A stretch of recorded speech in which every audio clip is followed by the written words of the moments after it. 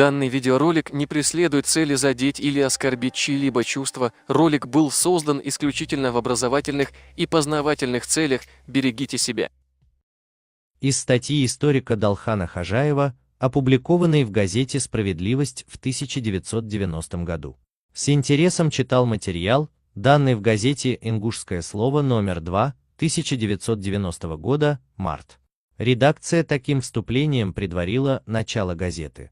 В сегодняшнем номере «Ингушского слова» помещен материал, проливающий свет на историческую правду, которую так хотят фальсифицировать Грачевы-Халины, Блиевы-Кучиевы и другие. Газета дала в целом хороший, профессиональный и объективный материал, однако две статьи, выполненные кандидатом экономических наук Б. Богатыревым, вызвали у меня некоторое недоумение. Первый материал – это карта с комментариями под названием «Оторгнутые земли». Довольно наглядно на карте Чечено-Ингушетии показано, какие земли Ингушетии отошли к СССР, и в комментарии Богатырева указываются цифры гектаров земель, отнятых диктаторами у Ингушетии. Действительно, карта вроде бы правильная на первый взгляд, и административно-территориальные границы районов Чечено-Ингушетии даются в рамках до 1944 года, то есть до выселения. Именно Чечено-Ингушетии, а не Ингушетии, как может показаться несведущим. Ведь на карте почему-то не была выделена территория бывшей Ингушской автономной области, хотя по логике это должно было быть сделано. Ведь ингушский народ не собирается возвращать оторгнутые земли к Чечено-Ингушетии, а собирается восстанавливать упраздненную в 1934 году автономию Ингушетии с ее границами, в том числе и восточной, а таковая до 15 января 1934 года между Чечней и Ингушетией была, и это факт. Я предвижу возражение, что автор и в мыслях не имел выделять восточную границу Ингушетии, а писал лишь об оторгнутых у Ингушетии землях для Северной Осетии, то есть о западной границе. Но тогда чем объяснить заштрихованный на северо-востоке от станицы Вознесенской кусок территории, вошедший в состав СССР?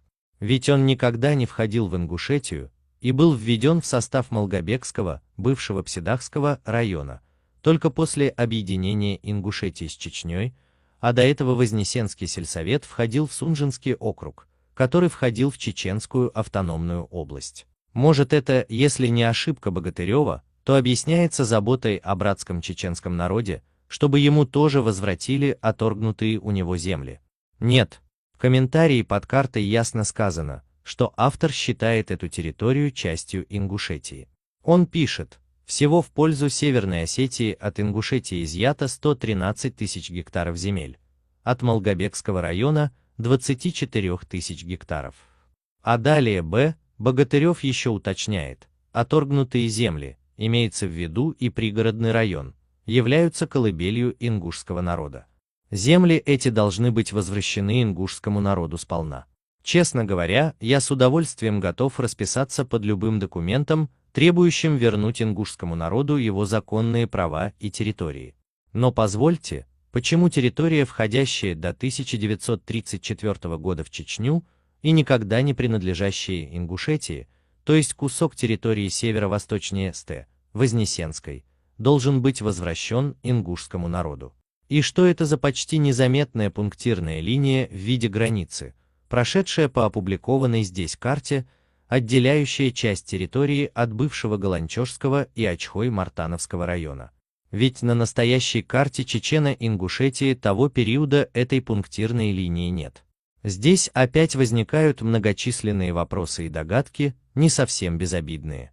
А как еще понять эти на первый взгляд ничего не значащие черточки по карте, отделяющие Мерджей от Галанчожского и Ачхой-Мартановского района, в то время как Мерджей входил всегда в Чечню?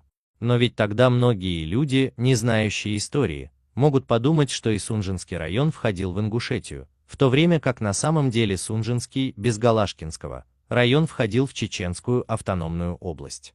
Что это ошибка некомпетентного человека или территориальные претензии к братскому чеченскому народу? Не легче ли было хотя бы в одном номере любого формального и неформального издания напечатать настоящую официальную карту Ингушской автономной области до 1934 года. Ведь на границах уже спекулируют многие деятели, вселяя вражду даже там, где ее не должно быть, то есть между чеченским и ингушским народами. Постскриптум. Источник карты, ингушское слово, ежемесячный бюллетень Оргкомитета по восстановлению автономии Ингушетии. Номер 2, март 1990 год.